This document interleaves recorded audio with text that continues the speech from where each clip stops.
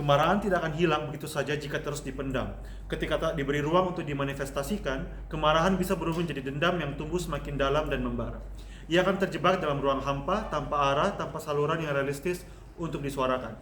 Di luar sana, banyak orang yang marah atas ketidakadilan, diskriminasi, dan perlakuan tidak setara yang mereka alami. Mereka merasa dunia perlu mendengar suara yang merepresentasi rasa marah dan duka yang mereka rasakan. Karena itulah kami berdiri hari ini untuk mendukung mosi kali ini. Sebelum masuk ke ranah argumen kami, saya akan menjelaskan konteks perdebatan kali ini. Pertama, kemarahan merupakan salah satu bentuk manifestasi diskursus yang paling populer, tapi tentu saja bukan satu-satunya manifestasi diskursus sosial dan politik. Kedua, kami percaya bahwa di status quo terdapat insentif politik secara alami untuk tidak menggunakan kemarahan dan lebih mengutamakan untuk mencapai solusi konstruktif yang kami yakini dapat menjadi sebuah resolusi dari kemarahan tersebut. Tapi, kita harus realistis terkait bagaimana orang bisa mengkonstruksi kemarahan sebagai sebuah hal yang sangat penting. Tim oposisi bisa mengatakan bahwa mereka ingin mencapai sebuah objektivitas dalam diskursus, namun tiap orang memiliki cara yang berbeda agar isunya bisa didiskusikan dan bisa mencapai titik objektif. Ini akan sangat tidak adil, khususnya untuk kaum termarginalkan yang kita akan diskusikan dalam debat kali ini, karena mereka secara selektif akan dipaksakan untuk menggunakan manifestasi diskursus selain kemarahan. Argumen pertama yang kami akan bawa adalah terkait dengan kenapa kemarahan itu penting. Kita harus menyadari bahwa kemarahan lahir dari sejarah panjang ketidakadilan, perbudakan, rasisme, eksploitasi buruh, kekerasan berbasis gender, penggusuran paksa, hingga pengabaian hak dasar masyarakat miskin. Semua bentuk perampasan ini menimbulkan luka kolektif yang tidak bisa dijelaskan hanya dengan data dan logika. Dia butuh ruang untuk disuarakan, karena hanya bisa diartikulasikan lewat kemarahan. Masalahnya, dalam status quo, masyarakat justru menuntut kelompok marginal untuk menyampaikan keresahannya dengan cara yang rasional, tenang, dan beradab. Padahal, yang pertama, mereka secara struktural dibungkam, dicap emosional, susah diajak bicara, tidak layak didengar. Kemarahan mereka langsung delegitimasi, bahkan sebelum isi pesannya dipertimbangkan. Kedua, mereka tak punya akses terhadap bahasa dominan. Tidak semua orang punya pendidikan atau kemewahan waktu atau finansial untuk menjelaskan diskriminasi dalam kerangka akademik ataupun teknokratik. Tapi yang ketiga, bahasa publik sering menyamarkan kekerasan. Misalnya penertiban yang berarti penggusuran, atau penertiban lahan yang sebenarnya adalah gentrifikasi, atau diskresi perusahaan yang membenarkan diskriminasi dalam perekrutan. Orang marginal sering tahu ini salah, tapi tidak tahu cara menjelaskan dengan cara yang dianggap sah oleh publik. Tapi yang keempat, representasi yang bisa berbicara secara objektif pun seringkali tidak mewakili komunitasnya. Perbedaan kelas, pengalaman, latar belakang membuat suara mereka terdengar elitis dan berjarak. Kemarahan adalah salah satu-satunya cara yang masih tersisa untuk membuat dunia mendengar. Ia bukan sekedar luapan emosi, tapi bentuk ekspresi politik yang mengguncang ketidakpedulian, mendorong orang berpikir ulang dan membuka pintu untuk diskusi yang lebih jujur. Oposisi bisa saja menyebut tokoh seperti Barack Obama sebagai bukti bahwa pendekatan tenang bisa berhasil, tapi ini justru mengabaikan konteks historis. Keberhasilan Obama terlepas dari gelombang kemarahan dari komunitas kulit hitam di Amerika, gerakan sipil, demonstrasi, perlawanan yang memaksa isu rasial masuk ke agenda publik dan politik. Tetapi tanpa kemarahan kolektif itu, suara seperti Obama tidak akan pernah punya ruang. Di saat yang sama, kita menyaksikan standar ganda ketika orang kulit putih seperti Donald Trump mengekspresikan kemarahan. Ia tidak dihukum secara sosial, tapi ketika kaum marginal marah, mereka dianggap sebagai ancaman. Maka bagi kelompok yang hidup di bawah tekanan sistemik, kemarahan bukan hanya sah, tapi mutlak diperlukan untuk merebut kembali ruang dan agensi. Argumen kedua, mengapa politik kemarahan sangatlah penting. Dalam konteks globalisasi dan perdagangan bebas yang dimana hal ini telah merampas hak kaum marginal untuk hidup dan menghidupi keluarganya, walaupun politisi tidak berbicara dalam amarah ketika mendiskusikan kondisi sekarang, namun kemarahan masih ada dalam hati kaum marginal ini. Dengan marahlah membuat mereka merasa bahwa isu mereka masih menjadi diskursus politik mainstream. Hal ini bisa mencegah mereka untuk masuk dalam kelompok ekstrim. Mengapa? Dua alasan. Pertama, ketika mereka sudah tidak percaya dengan sistem politik bisa mendengarkan mereka akan mencari solusi alternatif di luar sistem politik, dan mereka akan masuk ke kelompok ekstremis yang juga membenci pemerintah. Kedua, ketika kemarahan dianggap sebagai sesuatu yang buruk, maka orang-orang tidak bisa lagi membedakan antara kemarahan yang produktif dan tidak produktif. Orang-orang akan menjadi apatis terhadap politik karena kemarahan mereka sudah tidak diterima lagi. Implikasinya adalah diskursus semakin menurun, orang-orang tidak ingin lagi mendiskusikan isu terkait dengan imigrasi, kebijakan fiskal, moneter, upah kerja, dan sebagainya. Kami ingin bahwa orang-orang masih merasa bisa mengakses diskursus politik mainstream daripada mereka mencari diskursus alternatif yang dampaknya lebih buruk seperti masuk ke dalam kelompok ekstremis. Argumen ketiga, mengapa kemarahan sangat penting untuk menantang stereotipe yang dilekatkan kepada kaum minoritas atau marginal ini. Stereotipe bahwa kelompok marginal pemarah atau tidak rasional muncul bahkan karena kemarahan itu bukan hanya karena kemarahan itu sendiri, tapi karena narasi dominan menggambarkan kemarahan mereka secara negatif. Ketika mereka diam dan tenang, mereka dianggap baik, tapi lemah dan penurut. Ketika mereka marah, narasi ini tetap digunakan untuk membungkam mereka. Namun, dengan secara sadar dan strategis kita menormalisasi ini, mengekspresikan kemarahan di ruang publik, mereka justru bisa mengklaim ulang makna dari kemarahan mereka itu sendiri. Kemarahan tidak lagi dilihat sebagai bentuk kehilangan kontrol, tapi sebagai bentuk rasional, moral dan sah dari sebuah perlawanan. Ini dilakukan banyak gerakan sosial, dari civil rights movement kayak #MeToo atau sampai Black Lives Matter. Jadi mereka menjadikan kemarahan sebagai energi politik yang menyentuh hati publik, bukan sebagai cacat karakter. Justru ketika mereka berani menunjukkan kemarahan secara terbuka, mereka memaksa publik untuk menanggapi substansi kemarahan itu, bukan hanya ekspresinya. Mereka menyuarakan saya marah, inilah alasannya. Itu menggeser fokus dari mengapa kamu marah menjadi apa yang membuatmu marah. Ini membuat stereotipe lama akan goyah, akan tertantang, karena orang tidak lagi hanya melihat kemarahan, tapi mulai melihat konteks, sebab, dan urgensinya. Emosi adalah bahasa universal, dan dalam dunia yang seringkali mendengarkan suara kelompok marginal, kemarahan adalah bahasa yang paling keras dan tidak bisa diabaikan. Karena itu kami percaya bahwa mengekspresikan kemarahan dan wacana publik adalah cara yang sah, perlu, dan efektif untuk melawan stereotipe yang dilekatkan kepada mereka ketika mereka memperjuangkan keadilan. Karena kemarahan penting dalam diskusi politik, dan ketika kita menginvalidasinya akan tetap meninggalkan stereotip buruk yang dilekatkan kepada kaum marginal. Oleh karena itu kami mendukung mosi ini. 7 menit dulu. Pas. 7 menit sih.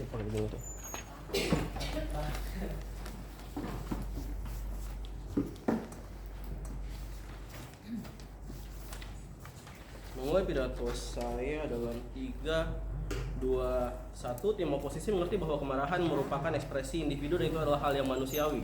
Tetapi ketika kemarahan tersebut dinormalisasi, diskursus publik akan terdeevolusi menjadi ajang viktimisasi, saling serang dan saling balas dendam yang sangat subjektif dan kontraproduktif. Tapi sebelumnya beberapa respon terhadap Kakbar. Kakbar ingin dorong politik kemarahan karena dia bilang bahwa itu merupakan salah satu akses yang dimiliki oleh individu dari kaum marginal. Mari kita balik logikanya. Apa yang akan terjadi ketika seseorang marah? Kamu akan saling mengantagonisasi, kamu akan memarahi orang tersebut, kamu akan membentak mereka, kamu akan anarkis, kamu akan menyerang individu tersebut terlepas dari apa yang mereka miliki, hanya simply karena individu tersebut memiliki kualitas yang misalnya kamu tidak punya sebagai orang kulit hitam atau orang kulit putih. Apa artinya ini? Artinya satu, orang-orang yang memiliki status quo yang orang kulit putih, orang yang memiliki akses terhadap keuntungan mayoritas pasti akan menjadi lebih defensif lagi karena pada akhirnya kamu mengantagonisasi mereka secara aktif, mengantagonisasi pribadinya. Tapi yang kedua, ketika misalnya kamu sudah melakukan hal tersebut dan orang-orang tersebut sudah melakukan antagonisasi, maka pergeseran jendela penerimaan atas ideologi-ideologi yang dimiliki oleh masyarakat juga akan jauh lebih sulit. Karena pada akhirnya mereka juga akan mendireksikan marah yang mereka rasakan dari kaum minoritas tersebut, aktivis yang radikal, kepada kemarahan yang pada akhirnya akan diwujudkan dalam bentuk balas dendam. Oleh karena itu, ada orang-orang seperti Triple K pada gerakan revolusi orang kulit hitam Amerika. Oleh karena itu, ada radikalisme yang dilakukan oleh Hezbollah, ada radikalisme yang dilakukan oleh orang-orang Hamas. Tapi yang kedua, Kakbar bilang bahwa orang tidak diizinkan marah, maka mereka akan menjadi apatis. Kami percaya bahwa dalam status quo tidak ada juga sensor yang melarang orang untuk marah, sehingga pada akhirnya insentif orang untuk marah akan tetap ada, motivasi yang mereka miliki akan tetap ada. Yang terjadi secara berbeda di dalam sisi pemerintah adalah ketika kamu kemudian menormalisasi orang-orang untuk mewujudkan marah tersebut dan manifestasikan itu dalam diskursus publik, kamu akan mengizinkan orang-orang tersebut untuk mengambil kemarahan yang mereka miliki, lalu mereka ejawantahkan kemarahan tersebut kepada lawan bicara yang mereka miliki juga, sehingga pada akhirnya tidak akan ada diskursus produktif yang terjadi, karena pada akhirnya orang-orang akan saling berteriak, saling mempermalukan secara publik, dan itu akan menciptakan siklus dendam yang sangat-sangat parah. Tapi mari kita framing dulu kenapa kemudian kemarahan akan seburuk itu di status quo di sisi pemerintah. Satu hal pertama yaitu bahwa kemarahan adalah emosi reaktif. Apa artinya ini? dua hal. Satu, ini adalah emosi yang sangat-sangat subjektif dan tidak terstandarisasi secara universal, tergantung dari standar yang berbeda, dari perspektif individu yang berbeda. Nail bisa marahin kamu hanya karena kamu tidak paham emosi, tapi Nazal mungkin dalam kondisi yang sama bisa saja pilih untuk tuntun kamu, sehingga pada akhirnya kamu bahkan tidak akan mengerti kesalahan apa yang kamu lakukan. Tapi yang kedua, marah itu secara inherent butuh aktornya untuk mengantagonisasi aktor lain agar bisa diekspresikan hingga kemarahan tersebut reda. Dan ini merupakan framing yang kami pinjam dari Kak Akbar yang bilang bahwa kemarahan itu perlu karena pada akhirnya kita butuh untuk orang-orang tersebut mengekspresikan kemarahannya sehingga tidak mereka diam sendiri ke dalam kemarahan tersebut. Beban pemerintah kemudian adalah membela proses pengekspresian marah secara publik. Antagonisasi seperti apa yang akan terjadi? Public humiliation, mereka akan membentak, mereka akan name calling, basically memaki semua orang yang mereka rasa bertanggung jawab terhadap kesakitan dan kemarahan mereka. Ini kemudian akan membunuh insentif diskusi yang ada di status quo. Apa artinya? Kemarahan itu tidak terstandarisasi sehingga bahkan ketika lawan diskusi marah, kita bisa saja tidak paham kenapa marah itu terjadi. Dan oleh karena itu pada akhirnya tidak akan ada diskursus produktif yang terjadi. Tapi kemudian ada regulasi emosi, tapi kemudian kenapa itu tidak akan bekerja? Ini merupakan framing yang dibawa oleh Kak Akbar. Satu, perlu dipahami bahwa normalisasi berarti kemarahan dalam bentuk kita akan mencoba untuk menormalisasi kemarahan dalam bentuk mentah selama tidak melanggar hukum dan diterima bebannya oleh tim dan ini adalah BOP yang tidak boleh dilepaskan oleh tim proposisi. Tapi kemudian yang kedua, kenapa normalisasi akan seburuk itu ya? Oke, publik itu sangat reaktif terhadap hal-hal sensasional seperti orang yang emosi dan sebagainya. Oleh karena itu di sisi kita simpati publik itu jauh lebih besar dibandingkan dari kalian. Exactly, pada akhirnya ketika publik akan menerima hal-hal yang sensasional, ide dari kemarahan itu akan menyebar dengan sangat cepat. Bayangkan apa yang akan terjadi ketika orang-orang miskin secara aktif menyalahkan orang-orang mayoritas di status quo, orang-orang kelas menengah ke atas misalnya, bahwa mereka bertanggung jawab terhadap kemiskinan dari orang-orang tersebut. Tentu saja orang-orang tidak akan mau untuk menormalisasi ide yang dibawa oleh orang-orang miskin tersebut. Tapi yang kemudian, kenapa normalisasi akan seburuk itu? Kenapa batasan dari kemarahan yang dinormalisasi akan bertambah parah seiring normalisasi berlangsung? 3 hal. 1, norma sosial bekerja berdasarkan preseden. Ini adalah analisis dari Overton Window, bahwa ketika ada ide di masyarakat bahwa normalisasi kemarahan itu akan terjadi, maka akan ada insentif bagi politikus, akan ada insentif bagi tokoh publik untuk mengetes ombak, misalnya memperparah kemarahannya separah-parah mungkin untuk mengetes ombak mengenai kemarahan seperti apa yang bisa diterima oleh individu. Dan pada akhirnya individu dan masyarakat di status quo akan perlahan-lahan melakukan normalisasi terhadap kemarahan yang bahkan tidak produktif. Tapi yang kedua, ini menciptakan siklus dendam yang sangat-sangat buruk. Karena ketika kamu marahi orang itu pasti akan marah balik, dia akan defensif balik, dia akan dendam terhadap kemarahan yang kamu lakukan sehingga pada akhirnya diskursus produktif tidak akan bisa terjadi. Tapi yang ketiga, proses penyebaran emosi itu jauh lebih mudah dibandingkan dengan diskusi intelektualisme. Karena satu, media itu yang dinormalisasi adalah media rage bait juga, sehingga pada akhirnya ide yang akan terjadi di status quo itu ide-ide yang berdasarkan kepada kemarahan. Tapi yang kedua, proses internalisasi emosi juga jauh lebih mudah dibandingkan dengan ide-ide intelektual. Kita balik framing mereka, bahwa pada akhirnya ketika misalnya kamu normalisasi kemarahan, bahkan preman di pasar, tentu mereka akan terlibat dengan diskusi yang terjadi, tapi keterlibatan mereka tidak akan produktif sama sekali, dan itu akan sangat-sangat berbahaya. Dan itu sangat-sangat berbahaya. Oleh karena itu, pada akhirnya bahkan jikapun mayoritas dari dari proses diskusi itu bisa terjadi, proses produksinya juga tidak akan produktif sama sekali di status quo, karena pada akhirnya bahkan proses diskusi yang orang miliki bukan sekedar diskusi ide, bukan sekedar diskusi secara objektif mengenai apa yang perlu orang-orang tersebut lakukan, tetapi mereka akan mencoba untuk membunuh satu sama lain secara intelektual, dan ini sangat-sangat berbahaya karena pada akhirnya ini akan membunuh secara aktif kaum yang termarginalisasi di status quo, karena mereka tidak akan memiliki insentif dan kemampuan untuk kemudian melawan masyarakat yang mengopresi mereka. Kenapa ini pada akhirnya secara aktif sangat-sangat berbahaya? Satu, perlu dipahami bahwa proses marginalisasi yang dilakukan di status quo adalah proses yang terjadi karena adanya ketidakseimbangan kekuatan. Sehingga pada akhirnya ketika kamu secara aktif mengantagonisasi orang-orang yang memiliki kekuatan yang jauh lebih besar daripada kamu, ketika kamu sebagai buruh mengantagonisasi pemilik modal, ketika kamu budak mengantagonisasi pemilikmu, maka pada akhirnya yang kamu antagonisasi secara aktif adalah orang-orang yang akan bisa kemudian menghancurkan kegiatanmu secara total ketika mereka marah kepada kamu. Oleh karena itu bangga menjadi oposisi. Kita 724.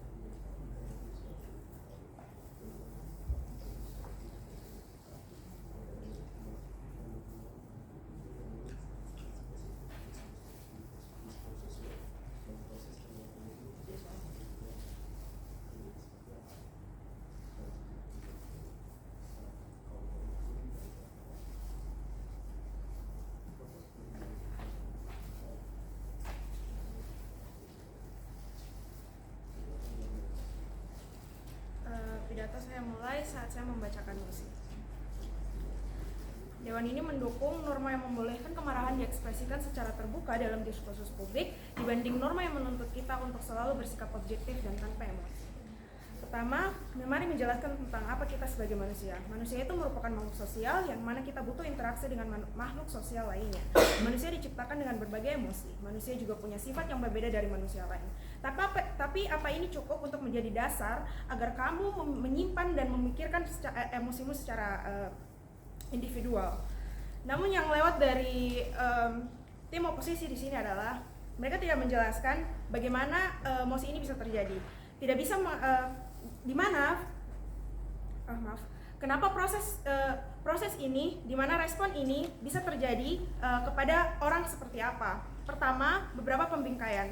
Kemarahan yang diekspresikan ini digunakan oleh orang seperti apa? Pertama, kepada orang miskin, yaitu kaum marginal, dan kedua, kepada orang-orang yang didiskriminasi. Respon pertama, kalau tidak mau orang marginal untuk berekspresi dengan marah dalam diskursus publik, lalu mengapa diskriminatif terus terjadi dan berulang-ulang terjadi sehingga ini mengundang simpati dari orang-orang. Justru karena kaum marginal dan juga orang-orang yang terdiskriminasi ini tetap diam, maka ini akan menimbulkan mengundang simpati dari orang-orang lain, mengundang simpati dari publik di luar ataupun masyarakat secara umum untuk menarik simpatinya agar mereka mau masuk ke dalam kasusmu. Kedua, artinya bahwa suara orang-orang marginal ini tidak didengar sehingga diskriminatif ini tetap terjadi. Di luar dari kasus yang sudah dibahas mengenai Black Lives Matter dan lain-lain, coba lihat bagaimana masyarakat Indonesia sendiri, yaitu masyarakat Papua yang terus ditindas di mana tanah mereka sendiri. Lihat bagaimana tempat indah milik Papua seperti di Raja Ampat kembali mau dijadikan lahan tambang oleh pemerintah tanpa adanya proses penyelarasan atas keinginan sesama masyarakat Papua dan juga pemerintah. Ini mengapa terjadi? Karena gak ada akses masyarakat Papua untuk mendeklarasikan ketidakadilan yang mereka rasakan. Masyarakat Papua seringkali dirugikan atas keinginan dan keputusan dan juga kebijakan dari pemerintah tanpa mengukur bagaimana ini mengukur ketidakadilan yang terjadi yang terdampak pada masyarakat Papua. Artinya masyarakat Papua ini mengapa bisa tetap terdiam, mengapa mereka tidak mampu mendeklarasikan ini? Karena masyarakat Papua itu sangat kekurangan akses akan pendidikan sehingga mereka tidak mampu mendeklarasikan dengan bentuk kata-kata yang mudah didengar dan mudah diterima oleh masyarakat secara luas, apalagi untuk pemerintah. Karena apa? Karena pemerintah itu semena-mena melakukan kebijakan tanpa memikirkan ketidakadilan yang dirasakan oleh masyarakat Papua, masyarakat yang terdiskriminasi sebelumnya. Karena apa? Karena masyarakat Papua juga minder dengan dirinya sendiri karena mereka tidak mampu untuk mengkomunikasikan dengan kata-kata yang lebih baik, kata-kata yang lebih baku agar bisa didengar oleh pemerintah. Kalau tetap diam, diskriminasi tetap terjadi di kaum marginal, apalagi di orang-orang yang pelosok, contohnya seperti Papua yang saya bawakan, akan tetap merasa tertindas pada akhirnya. Kedua, rasa marah ini tidak bisa diekspresikan lewat bahasa yang terstruktur, makanya orang-orang ini melakukannya lewat emosional seperti apa? Emosional seperti marah pada emosi ini, karena mereka nggak punya akses pendidikan. Mengapa akses pendidikan ini sangat penting dalam emosi ini? Karena bagaimana pendidikan itu membangun karakter seseorang, bagaimana pendidikan itu membuat seseorang mampu membuat kata-kata yang lebih terstruktur, kata-kata yang lebih terakredibel untuk dipahami oleh semua masyarakat. Misalkan orang justifikasi orang miskin untuk kemarahannya karena ngomongannya mengalur ngidul, mereka tidak terstruktur dalam pembuatan bahasa, mereka hanya bisa mengeksploitasi bagaimana emosi mereka keluar dalam ekspresi emosionalnya keluar dalam bagaimana mereka menyelaraskan kata-katanya. Tidak, terima kasih. Itu karena apa? Karena mereka tidak bisa mendapat akses pendidikan pada awalnya, di mana mereka tidak bisa membangun kata-kata. Kita ini masyarakat yang terlahir dengan keberagaman akses yang dapat di adaptability untuk kehidupannya. Bagaimana dengan kaum marginal yang tidak mendapatkan hal tersebut? Itulah mengapa kita di sini mau menormalisasi mengapa amarah itu amarah itu tidak apa-apa jika dilakukan oleh orang-orang yang kaum marginal dan juga kaum yang terdiskriminatif. Orang Papua itu bahkan mau bertransaksi, mereka mikir bagaimana cara bertransaksi yang benar karena mereka tidak tahu bagaimana edukasi tentang mereka tidak tahu bagaimana mereka tidak tahu edukasi tepat untuk hal itu karena mereka nggak punya kapabilitas dalam hal sesimpel untuk mereka mau bertransaksi itu mereka tidak punya kapabilitas dan juga pengetahuan akan itu sehingga mereka melakukan hal-hal yang masih lama yaitu masih barter. Artinya kaum marginal ini tidak mendapatkan akses yang cukup untuk mereka melakukan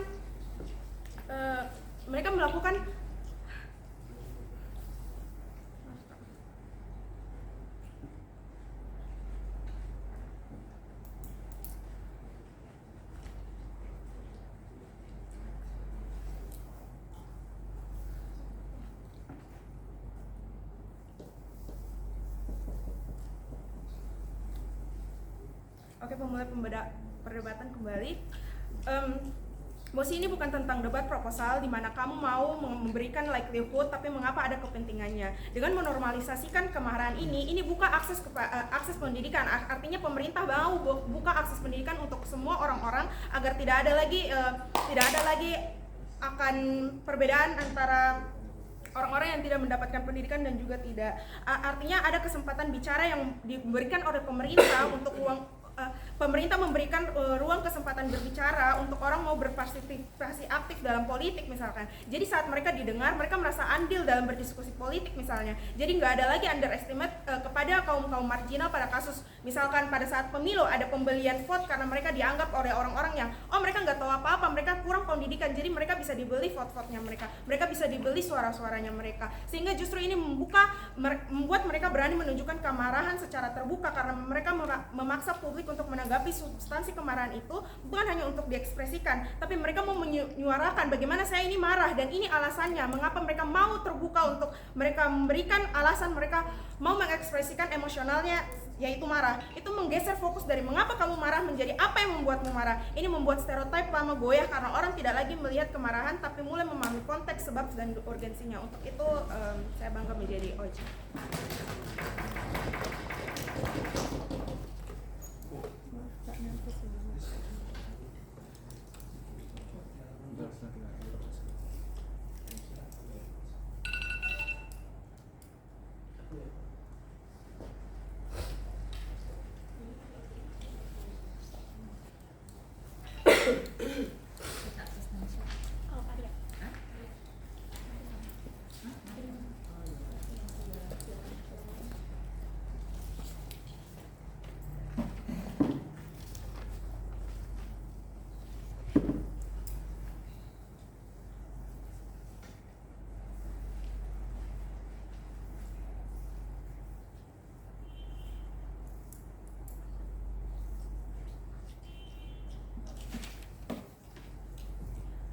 Saya akan memulai debatnya dalam 3, 2, 1.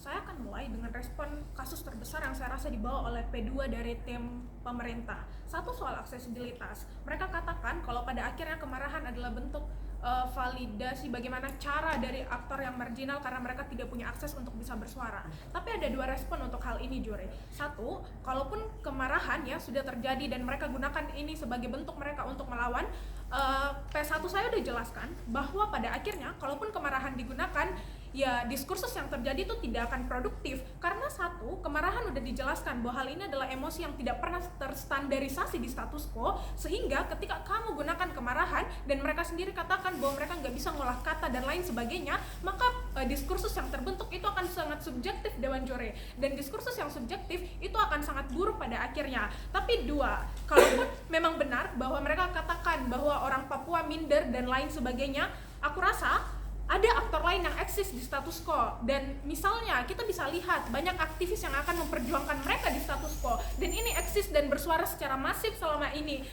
Banyak kampanye misalnya All Eyes on Papua yang dilakukan oleh mayoritas juga kepada mereka, sehingga aktor akan eksis untuk melindungi aktor-aktor yang dianggap tidak punya akses pada sisi mereka. Pun lihat, ada banyak organisasi lingkungan seperti Greenpeace misalnya. Kalau kamu datang ke MIWF yang lalu, kamu bisa lihat ada stand khusus buat buat advokasi orang Papua di sana, sehingga aksesibilitas ini ya pada akhirnya tidak akan apa-apa untuk tetap ketika aksesibilitas mereka kurang, tidak akan apa-apa untuk pakai advokasi secara objektif. Tapi inilah kenapa pada akhirnya karena ada aktor-aktor eksis yang lain yang eksis ini, maka ada bentuk edukasi juga pada sisi mereka pada akhirnya, sehingga ini tidak usah untuk dipermasalahkan dan kasus terbesar mereka soal aksesibilitas itu jatuh. Ini buktikan respon ini buktikan kepada Anda bahwa ya pada akhirnya ketika mereka menormalisasi kemarahan itu akan sangat buruk, dan ketika kita pakai cara yang lebih objektif itu tidak akan apa-apa meskipun aksesibilitas mereka tidak sebaik yang mereka gambarkan. Tapi dua juri, aku rasa soal masalah politikus dan lain sebagainya, kemarahan itu tidak eksklusif hanya dimiliki oleh minoritas saja. Itulah kenapa pada akhirnya pemerintah itu bisa antagonisasi aktor lain juga pada akhirnya, sehingga ini tidak benar. Dan justru saya akan jelaskan nantinya kenapa ini akan membunuh gerakan sosialmu sendiri. Tapi mari bahas sebenarnya norma seperti apa yang diinginkan oleh sisi kami. Kami ingin agar diskursus publik yang terjadi itu tetap objektif. Ini penting Dewan Juri, khususnya untuk diskursus yang sangat sensitif. Misalnya ketika kamu menyuarakan soal tragedi 98 misalnya, atau tentang ras minoritas dan lain sebagainya, ketika kamu memilih untuk menjustifikasi norma kemarahan seperti pada sisi mereka, maka tidak akan ada penerimaan ide atau diskursus yang terjadi. Karena satu, kadang aktor yang kamu lawan itu sudah sekeras itu sedari awal. Misalnya pemerintah yang sampai sekarang itu masih coba untuk mereduksi segala hal buruk yang pernah terjadi di masa-masa 98, atau mayoritas yang selalu merasa bahwa mereka benar. Itulah kenapa ketika kamu gunakan antagonisasi ini, mereka akan semakin defensif juri, dan ya penerimaan idemu tidak akan pernah terjadi. Pun dua, kami rasa aktor-aktor yang dilawan oleh anggota gerakan minoritas ini adalah orang-orang yang berpower. Mereka udah jelaskan, misalnya ada politikus, ada pemerintah dan lain sebagainya. Juri, ini yang membuat pada akhirnya harmnya akan sangat buruk dan berkali-kali lipat ke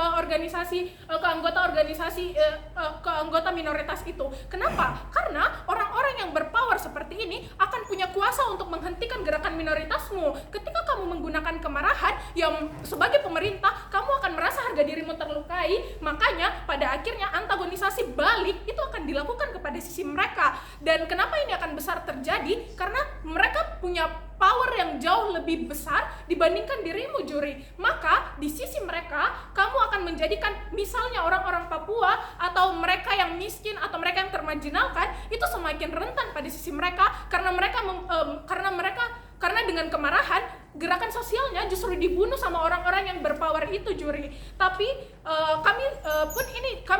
pada akhirnya pun ketika kamu menggunakan kemarahan, kamu pada bentuk paling pastinya adalah kamu akan memojokkan aktor yang kamu lawan. Karena aku rasa satu, ketika kamu menormalisasi norma ini, tujuan yang ingin kamu capai adalah antagonisasi mereka dan buat narasi seburuk-buruknya tentang mereka. Dan kami sudah jelaskan kenapa ini buruk. Tapi dua, di oposisi ketika kamu membingkai atau pada akhirnya ketika kamu membuat narasi yang seburuk-buruk sekalipun, kami rasa ini tidak akan bawa harm dan progresnya ada pada status quo. Kenapa? Karena ketika kamu ketika kamu memframing politikus seburuk apapun, karena cara yang kamu gunakan adalah cara yang objektif, maka satu-satunya cara yang bisa dilakukan oleh politikus itu atau orang yang berpower itu untuk melawanmu bukan antagonisasi, tapi melawanmu dengan sisi yang objektif juga. Dan kami rasa ini akan jauh lebih baik pada akhirnya. Itulah kenapa, dan ketika sisi objektif ini ada, maka diskursusnya akan jauh lebih baik, karena diskursus yang terjadi itu secara akademis Dewan Juri, dan pada akhirnya tidak akan menjadikan aktor yang rentan itu semakin rentan pada sisi kami. Itulah mengapa pada akhirnya akan sangat buruk ketika sisi mereka itu ingin menormalisasikan hal ini. Pun kami rasa ini akan melindungi aktor rentan yang ada pada gerakan sosial kita. Aku rasa secara prinsip ini sangat penting, karena sebagai gerakan sosial kamu perlu untuk memastikan bahwa tetap ada wadah untuk membiarkan anggotamu punya suara. Tapi ketika kamu berada pada sisi mereka dengan menormalisasikan kemarahan, maka aku dijelaskan bahwa aktor-aktor yang powerful itu akan menekan dan membunuh suaramu sendiri, karena ya mereka merasa bahwa harga diri mereka terlukai dan antagonisasi akan dilakukan pada sisi mereka. Maka mereka gagal untuk melindungi gerakan sosial mereka, bahkan pada sisi mereka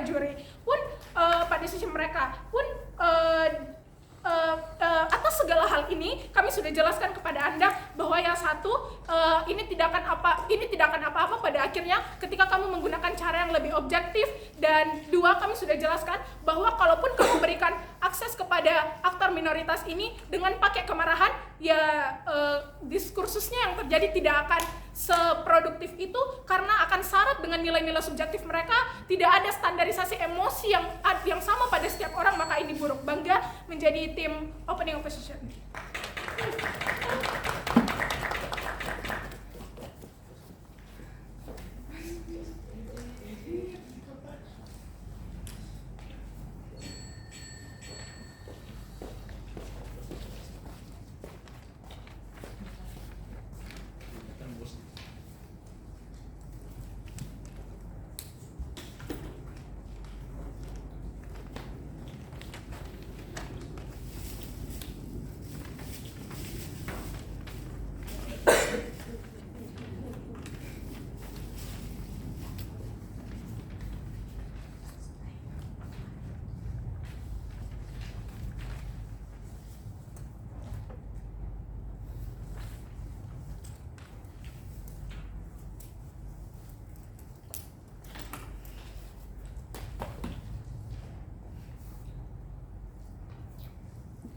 Mari memulai dengan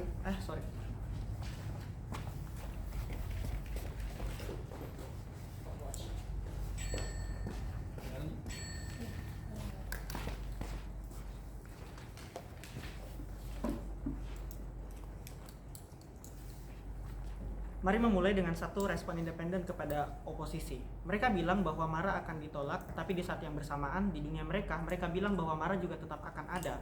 Artinya adalah, pertama, karena jumlahnya sedikit dan tidak dinormalisasi, maka orang yang marah di sisi mereka akan diantagonisasi, which is seperti yang mereka katakan, dan dianggap tidak normal, sehingga mereka akan semakin tidak didengarkan.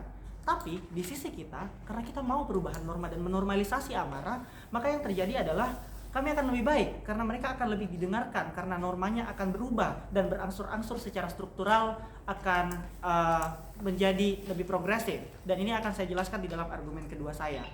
Tapi mari kita masuk ke dalam kasus utama saya. Selama ini kita dirantai di bawah doktrin bahwa sopan santun dan diskusi objektif adalah tanda keberadaban, bahwa menekan amarah adalah suatu moral yang mutlak yang apabila dilanggar akan menjadi dosa besar.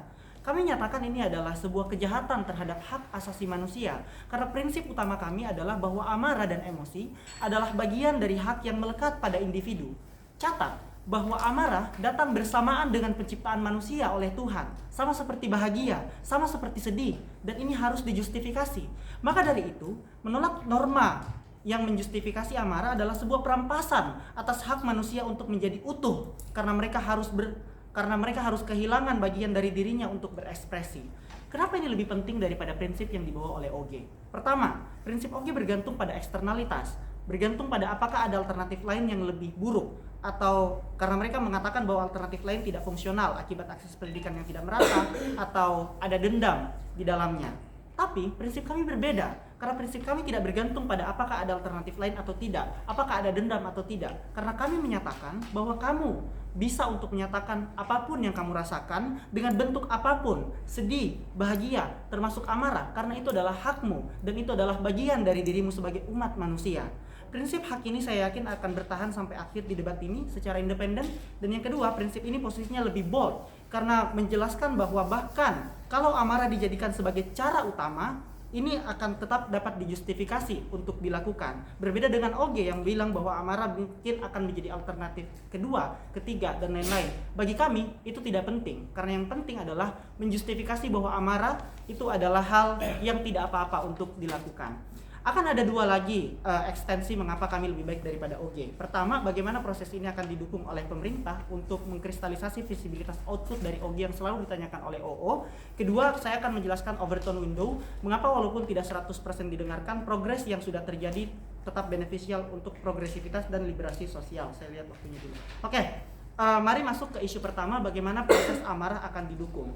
Bingkai pentingnya adalah OG benar bahwa amarah adalah alternatif yang aksesibel.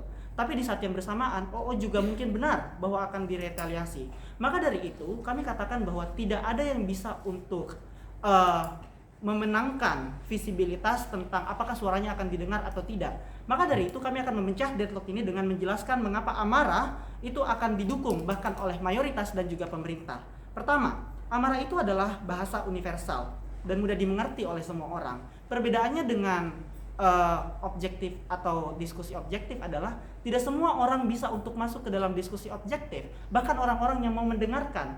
Karena mayoritas orang, walaupun mereka adalah mayoritas, belum tentu mereka berpendidikan, belum tentu mereka punya belum tentu mereka bisa mengerti data dan lain-lain. Sehingga bentuk yang diinginkan oleh oposisi itu akan sangat sulit untuk didengarkan. Di sisi kita, karena amarah adalah bahasa universal yang kolektif, maka amarah itu bisa dimengerti oleh semua orang. Contoh, amarah orang Palestina yang diserang oleh Israel akan menimbulkan amarah kolektif dan dukungan terhadap orang-orang Palestina. Walaupun ada orang yang mendukung Israel, tapi itu juga sebenarnya bisa dijustifikasi, tapi jumlahnya juga lebih sedikit. Tapi yang kedua adalah amarah dari masyarakat adat juga didukung oleh orang-orang kota yang dan didukung karena misalnya ada empati kolektif. Seperti yang dilakukan di Raja Ampat atau misalnya Al-Ai on Papua yang dikatakan oleh oposisi, maka kami katakan bahwa orang punya insentif untuk mendengarkan amarah.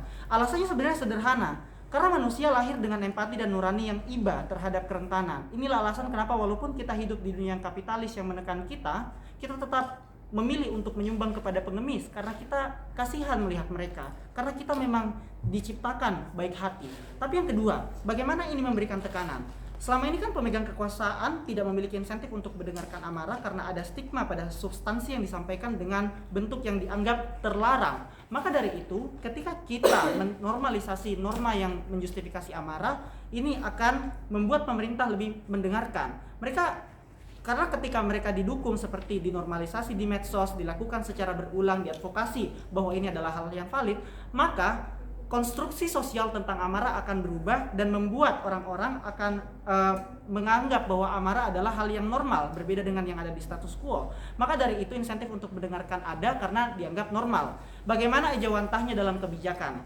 Jangan bayangkan kalau misalnya kebijakan yang akan dibuat untuk orang-orang rural atau orang-orang minoritas itu adalah kebijakan yang sudah pasti berbeda secara ekstrim dengan apa yang diinginkan oleh mayoritas. Karena pertama, ini bisa diintegrasikan. Perlindungan masyarakat adat bisa diintegrasi dengan perlindungan hak asasi manusia secara umum dan lingkungan hidup. Perlindungan perempuan bisa diintegrasikan dengan perlindungan keamanan masyarakat sipil. Oh ya, sebelum kamu dismissive, kamu selalu bekerja dalam anggapan terbaik bahwa amarah hanya akan dipakai oleh kaum marginal, sementara kami sudah bilang bahwa itu juga akan dipakai oleh kaum mayoritas untuk mendiskreditkan kaum marginal. Makanya saya sudah menjelaskan tentang bagaimana kaum mayoritas itu bisa punya ibah terhadap kaum minoritas sebelumnya. Bahkan ketika kita hidup di tengah kesengsaraan karena dunia yang sangat kapitalis, kita tetap memilih untuk keluarkan uang kita untuk pengemis. Maka dari itu kami menjelaskan bahwa ini adalah hal yang tidak usah dikhawatirkan karena insentif untuk mendengarkan dan insentif politik juga itu lebih mau untuk dilihat citranya sebagai orang yang baik misalnya. Nah, sekarang mari kita bahas tentang Overton window. Walaupun ini tidak 100% didengarkan oleh pemerintah, which is akan selalu seperti itu, tapi ketika ini dilakukan terus-menerus, maka ini akan membuat pergeseran norma yang akan membuat orang-orang akan menganggap bahwa mungkin dulu marah-marah itu adalah hal yang buruk, sekarang adalah hal yang normal. Di masa depan, marah-marah juga akan dianggap sebagai alternatif yang paling aksesibel dan alternatif yang paling mudah untuk dilakukan. Sehingga pergeseran norma ini akan berimplikasi pada pertama, orang bisa lebih mendengarkan suara dari amarah. Yang kedua, ini lebih besar insentifnya untuk dijadikan sebagai sebuah kebijakan publik. Itu alasan tersebut bangga di CG. Dalam 3, 2, 1. Sebenarnya norma untuk kepala dingin dan bersikap objektif itu lahir karena kontrak sosial masyarakat yang datang akibat dari sifat alamiah manusia sebagai primata animalistik yang selalu penuh amarah. Anak Adam yang bunuh satu sama lain itu karena penuh emosi. Makanya ada kontrak sosial untuk selalu bersikap dingin agar bisa terjadi hubungan yang baik antara kaum mayoritas dan kaum marginal. Kenapa ini bisa terjadi? A. Pada dasarnya manusia itu mau superior dibandingkan yang lain, tapi B. mereka mau menjadi orang yang dihargai. Makanya bentuk kemarahan tidak boleh dinormalisasi, karena ini hanya akan menjustifikasi amarah masyarakat, bahwa misalnya tidak apa-apa marah kepada orang Papua karena dia bunuh duluan tentara misalnya.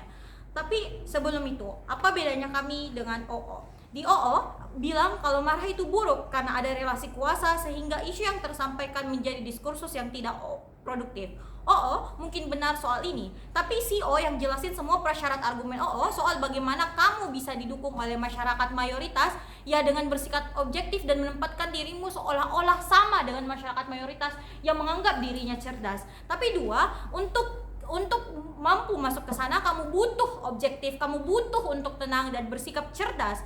Kita yang jelasin bagaimana dukungan bisa diraih. Tapi sebelum itu, sanggahan kepada closing government. Satu, Kak Salam bilang kalau misalnya ini adalah bentuk perampasan hak manusia untuk berekspresi. Saya rasa Kak Salam lupa bahwasanya hak tidak selalu datang secara cuma-cuma. Sebelum kamu mau dapat hakmu, kamu butuh penuhi kewajibannya. Apa kewajibannya satu ini? Yaitu menghargai orang, bersikap baik satu sama lain. Makanya ada kewajiban untuk membuat rasa aman satu sama lain supaya kamu didengar. Sehingga ketika kamu marah, diskursus yang terjadi adalah kamu dianggap sebagai manusia bodoh karena kamu cuma bisa marah tanpa memberitahu apa sebenarnya isunya. Tapi dua, ketika Kak Salam bilang amarah kolektif itu akan sangat mendukung, ini mungkin amarah itu akan didukung mayoritas dan tidak bisa, dan ini salah satunya hal yang bisa dimengerti semua. Argumen soal amarah kolektif itu mungkin benar, tapi tidak pernah efektif sama sekali karena amarah adalah bentuk emosi. Satu, bagaimana gambarannya? Bentuk amarah itu hanya sesuatu yang tokenistik. Misalnya orang-orang cuman boykot McD, Starbucks di awal, tapi kalau kamu ke Starbucks sekarang sudah banyak orang yang berhenti boykot, ya karena mereka sudah terlalu lemah, terlalu capek untuk marah secara terus-menerus. Marah membutuhkan banyak tenaga. Tapi dua, kita nggak benar-benar tahu isunya, karena yang kita tahu adalah semua orang marah, jadi saya harus marah tanpa tahu apa isu sebenarnya. Sehingga di sisi kami, waktu untuk emosi, tenaga untuk emosi akan digantikan, sehingga kita akan sederhanakan isunya biar bisa banyak didukung, bahkan sampai ke semua orang. Ini lebih superior dari argumen bench government yang mengatakan amarah bisa sampai ke orang lain. Tapi di sisi kami, amarah akan cukup untuk waktu untuk amarah bisa digunakan untuk sederhanakan isunya. Tapi sebelum itu silakan. Kalau misalkan kamu nggak marah, malah signaling ke masyarakatnya itu kamu itu artikulatif, kamu itu udah dibantu, kamu udah dibantu banyak sekali sama LSM, udah cukup. Nah, supaya masyarakat itu bisa melawan korporasi diskriminatif, kita tuh signalingnya ke masyarakat itu harusnya adalah kita itu butuh bantuan, kita tuh harus marah gitu supaya masyarakat mau ngeboikot si korporasi ini dan akhirnya terjadi perubahan. Makanya diplomasi eksis di status quo supaya ada yang memberikan, supaya kita bisa untuk menyamakan pemikiran kita dengan masyarakat mayoritas bahwa ini masalahnya, saya didiskriminasi karena ini, bantu saya dengan cara yang objektif sehingga bisa sampai ke masyarakat yang pintar, sederhanakan bahasanya sampai ke masyarakat yang kamu anggap tidak berpendidikan. Tapi mari masuk ke argumen saya. Satu, kenapa diskursus publik butuh masyarakat yang tenang? Satu, analisisnya adalah kita butuh diskursus publik yang sustain sebenarnya. Untuk perubahan butuh kebijakan. Makanya kita butuh diskursus untuk tahu apa yang salah. Makanya orang gak bakal pernah mau bicara dengan feminisme radikal. Mereka memilih untuk bicara dengan feminisme yang cukup tenang saja. Karena pemikirannya mereka gak mau bicara dengan orang yang penuh emosi. Makanya yang mau kita ajak diskusi adalah orang-orang yang tenang-tenang saja. Tapi dua, lawan kita sebenarnya adalah mindset masyarakat. Normalisasi kemarahan tidak pernah address isunya. Instead of terlihat marah terhadap diskriminasi pendidikan, ketika kamu normalisasi emosi, kamu terlihat marah sama orang-orang yang sekuliahnya di Jawa. Misalnya, ini lebih superior dari OO yang cuma jelasin sampai antagonisasi aktor, tapi kami yang jelasin bagaimana ini bekerja kepada lebih baik. Tapi argumen kedua, kenapa emosi itu buruk? Tenaga buat emosi dan meluapkan kemarahan itu banyak. Di status quo, tidak semua orang punya waktu banyak untuk selesaikan masalah, sehingga kita butuh untuk mencari tenang supaya dapat rebut suara. Justru kemarahan yang menggambarkan kaum marginal sebagai masyarakat bodoh dan tidak tahu diri, karena kamu dianggap tidak bisa berlogika untuk menjelaskan secara komprehensif apa yang salah. Karena kaum mayoritas merasa selama ini hidupnya baik-baik saja, makanya dekati mereka dan jelaskan apa yang salah. Tapi marah sebenarnya juga ancaman kaum marginal. Mereka dibunuh baru didengar. Argumen kemarahan Oji itu dibayar dengan ratusan darah dan nyawa yang berterbangan. BLM atau Black Lives Matter itu didengar karena ada juga dukungan kaum mayoritas. Ini lebih superior dari OO yang cuma datang dengan ini akan ada subjektivitas pada akhirnya. Tapi bentuk emosi itu nggak pernah bertahan. Suara-suara masyarakat marginal itu kecil.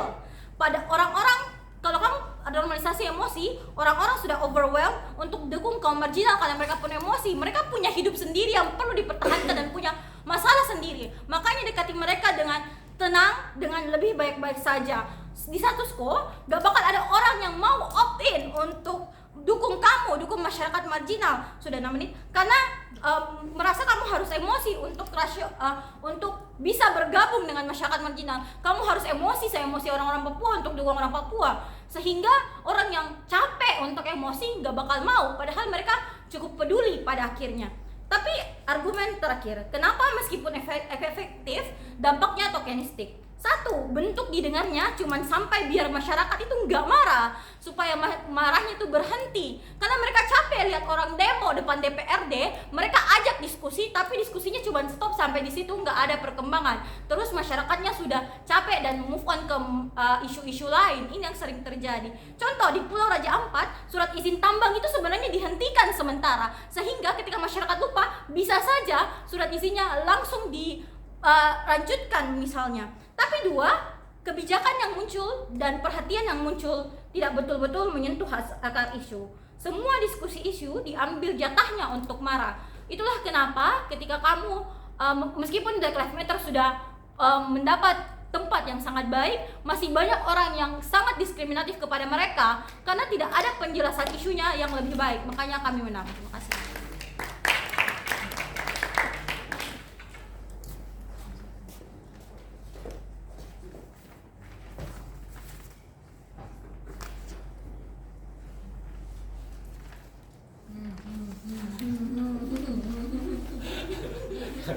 Oke. Dadah. Thank you.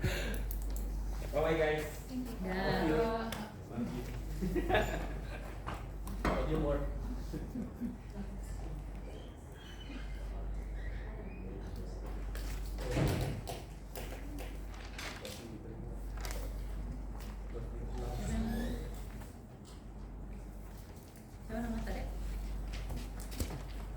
Siapa ini? Gila. Oke.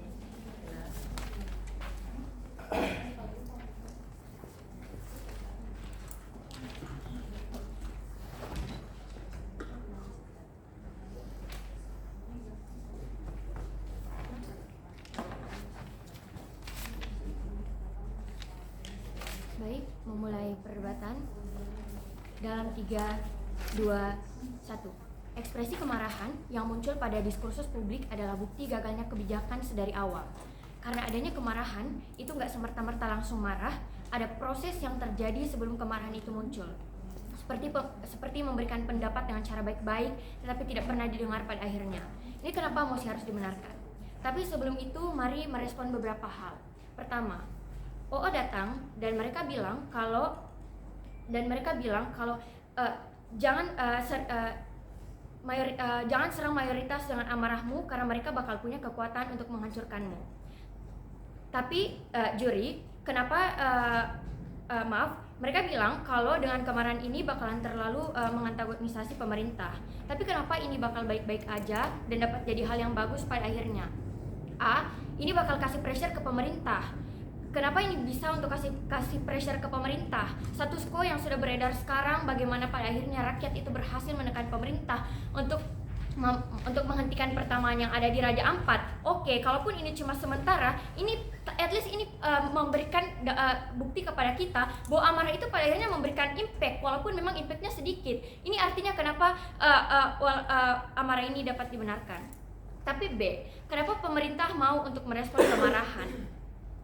Kalaupun seperti yang mereka bilang, bukan cuma minoritas yang punya rasa amarah, tapi mayoritas juga punya rasa amarah sehingga mereka bisa mengantagonisasi balik. Aku rasa poin Kak Salam tentang rasa iba sudah menjawab ini pada akhirnya. Lihat bagaimana RUU TNI mendapatkan perhatian global. Ini membuat pemerintah takut pada akhirnya. Karena apa? Seluruh negara di luar sana memberikan perhatian kepada negara kita. Bagaimana pada akhirnya hak-hak masyarakat yang ada pada negara kita itu terlukai pada akhirnya. Sehingga ini apa? Ini akan memberikan dampak kepada negara kita sendiri pada akhirnya. Pemerintah takut untuk misalnya dikecam oleh negara lain. Tapi yang selanjutnya, mereka bilang kalau dengan argumen mereka yang bilang kalau jangan marah ke mayoritas karena mereka adalah ya orang-orang yang memiliki power yang kuat. Ini berarti mereka mengamini orang-orang yang nggak punya kapabilitas untuk tetap diam selamanya. Kenapa? 2 poin. Oge udah bilang kalau hal ini terjadi karena mereka nggak punya akses ke pendidikan, makanya dia ya cuma bisa menunjukkan ekspresinya. Tapi aku akan jelasin kenapa poin kami terkait hal ini akan lebih unggul nanti. Tapi B, karena poin mereka menimbulkan rasa takut terhadap masyarakat minoritas atau marginal. Karena tanpa mereka sadari, argumen mereka ini menekan masyarakat marginal. Mereka menjadi takut dari awal untuk sekecil memberikan pendapat. Pada akhirnya mereka itu bakalan takut karena mereka bilang, oh yang kasih makan saya ini bos saya misalnya, sehingga kalau saya melawan dia padahal saya akan kehilangan pekerjaan. Ini sama saja mereka mengamini hal-hal seperti ini. Karena kenapa ini buruk? Karena pada akhirnya orang-orang itu nggak akan mau untuk menyuarakan. Mereka akan menelan pil pahit kehidupan selama hidup mereka.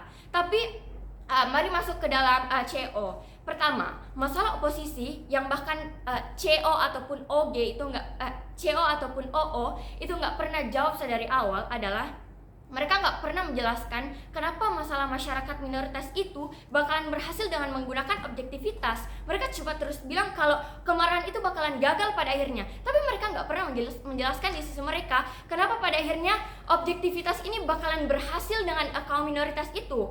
Tapi yang kedua, mereka bilang kalau waktu marah itu bisa digunakan untuk mengerti masalah yang terjadi. Juri, mereka nggak pernah dengar argumen afirmasi soal kegagalan pendidikan yang lainnya. Tapi yang ketiga, BLM itu mereka bawa soal BLM. BLM itu adalah orang-orang yang mengekspresikan rasa marah, bukan Juri. Ini justru menjadikan bukti yang kuat di sisi kami bahwa pada akhirnya amarah itu memiliki impact terhadap apa yang akan terjadi. Tapi mari compare, tidak terima kasih. Tapi mari compare kenapa pada akhirnya kami bakalan lebih unggul dari OG. Mereka cuma jelasin kalau amarah adalah hak manusia. Tapi Kak Salam datang dan menjelaskan kenapa ini bakal sukses pada akhirnya. Tiga hal yang akan saya jelaskan.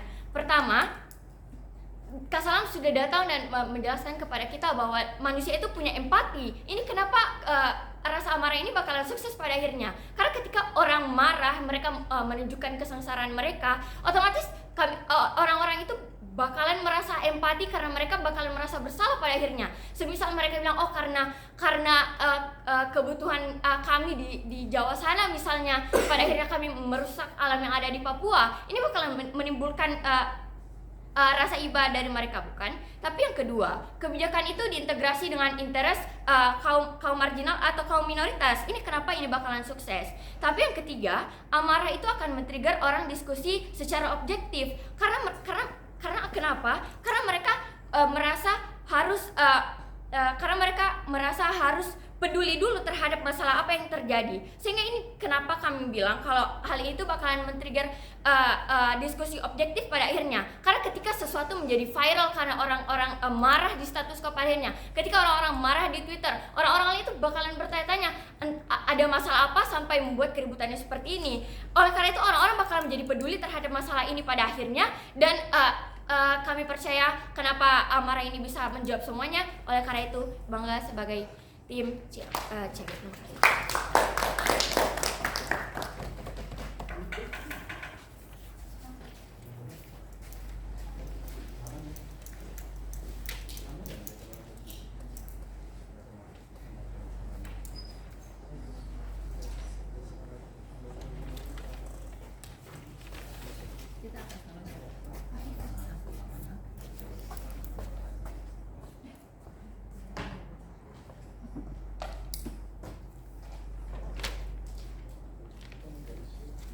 Debat akan saya mulai dalam hitungan 3, 2, 1. Dewan juri yang terhormat, wajar di negara kompetitif kita mengharapkan adanya alter ego di mana satu orang itu marah, kemudian satu orang lainnya itu marah. Wajar kita menganggap bahwa di negara yang sekompetitif ini akan ada hal yang memunculkan pada akhirnya kontradiksi satu sama lain sehingga menciptakan yang namanya amarah.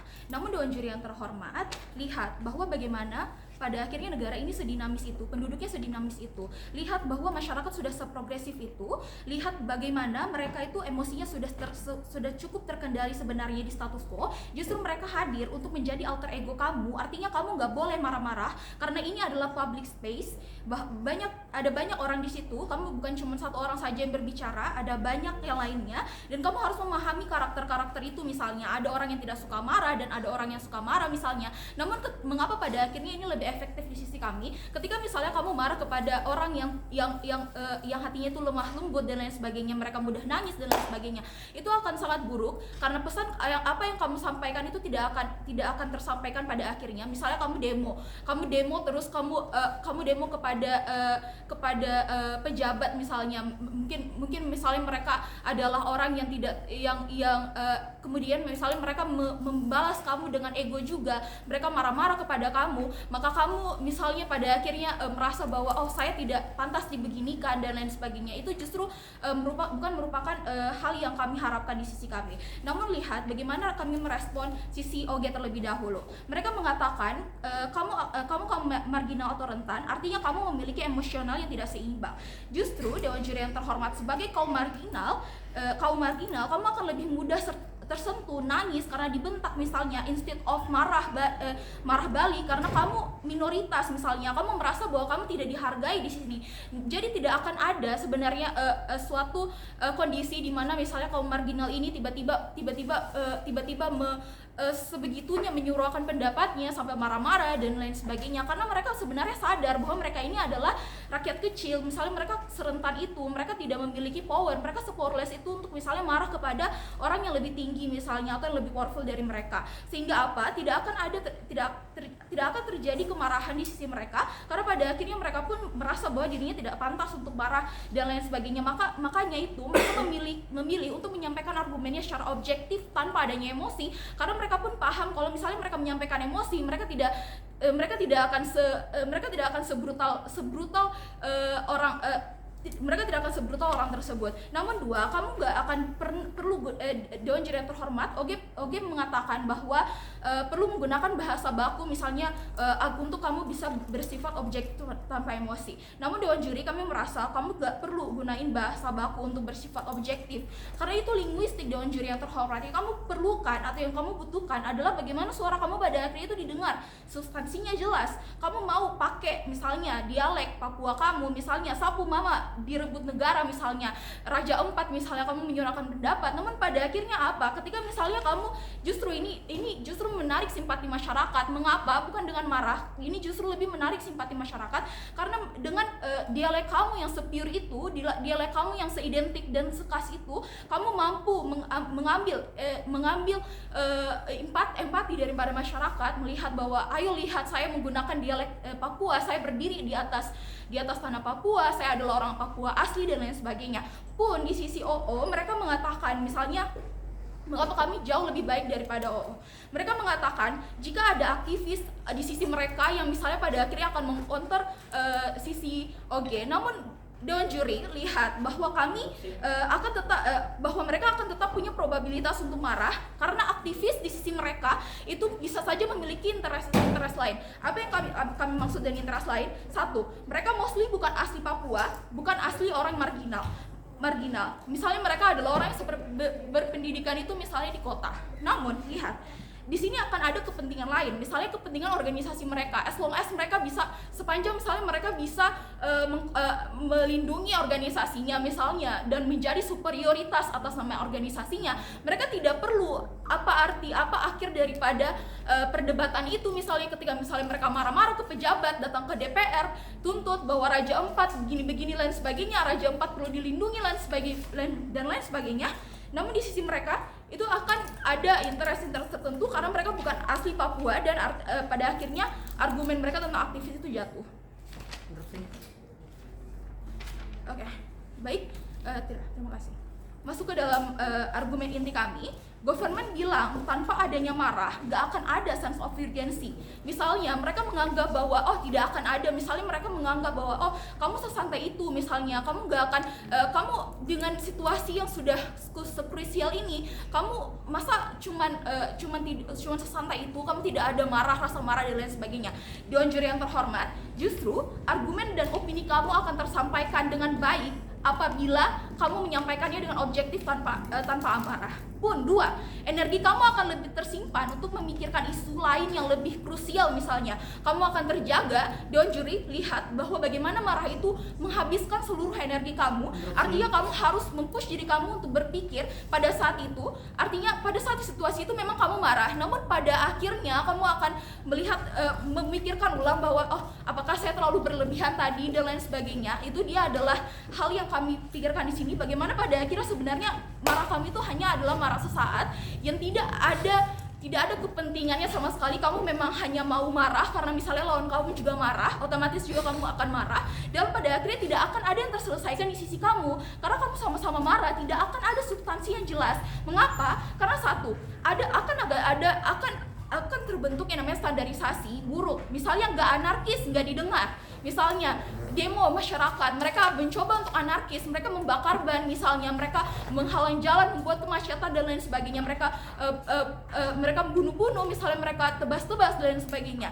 Akan ada suatu narasi yang tidak pantas di status quo, yaitu gak anarkis, gak didengar, di mana mereka mencoba untuk anarkis supaya didengar misalnya. Ini sangat buruk Dewan Juri karena pada akhirnya akan membuat suatu sistem akan lebih krusial di status quo ketika misalnya kamu berbondong-bondong untuk melihat bahwa saya harus marah dan kamu harus mendengarkan saya karena saya sangat marah, dan pada akhirnya ini sangat buruk misalnya di sisi kamu, karena aktor rentan pun tidak akan terlindungi pada akhirnya, keseluruhan masyarakat pun tidak akan terlindungi pada akhirnya, karena lihat siapa yang kamu lindungi sebenarnya, siapa yang kamu lindungi, karena aktor rentan pun sebenarnya tidak akan marah ketika misalnya haknya terpenuhi dan lain sebagainya. Namun di sisi kami sudah jelas, maka kami sangat mendukung.